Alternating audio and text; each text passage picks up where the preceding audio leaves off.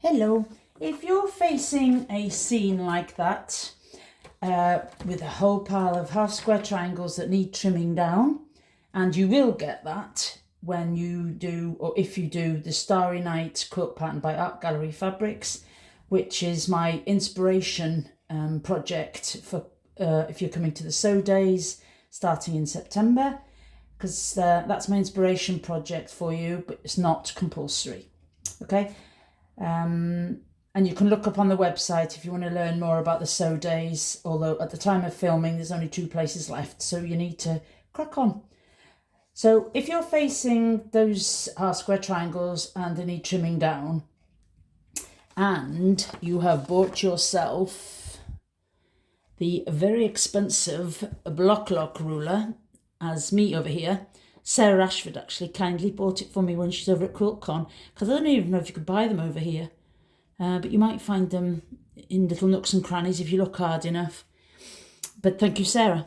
So if you're trimming down with a bloc-loc ruler, like I am, the thing to remember is press to the dark side. So with these, let me try and get the view as best as I can for you. I think the light's causing a bit of havoc, which is a joke really, isn't it? There, I think that's a bit better. When you press your seams to the dark side, okay, so in this case it's that pink, but in some other ones in the quilt, with this block, if you're using these fabrics from Christmas in the City, that I'm considering as the dark one. So I pressed my seam towards that darker fabric. Just because it's darker doesn't mean it has to be dark. It just has to be darker than the other one. Okay, so when you've pressed your seams that way, what you need to always remember with your bloc-loc ruler, let's see, where's the best place? If I tilt that down a little bit, I think that's a better view for you. There we go. You've got your R-square triangle there and your ruler. Always make sure that where the word bloc-loc is, there, okay, that should always be on the side where your lighter fabric is. Teacher voice coming out. Okay, so light side equals bloc-loc side. Put that up onto your half square triangle, and the little ridge locks really nicely onto that little mound that is created by where you've pressed your seam over to that side. It makes the darker side stand proud a little bit from the lighter side, and that's where the groove at the back, piece of paper comes handy maybe. Well, if you've got a bloc-loc ruler, you'll know what I mean, but if you haven't, they are fab, but these are just a thing to remember. So that there has got a little ridge on it, and that little ridge interlocks with that seam that's pressed to the dark side.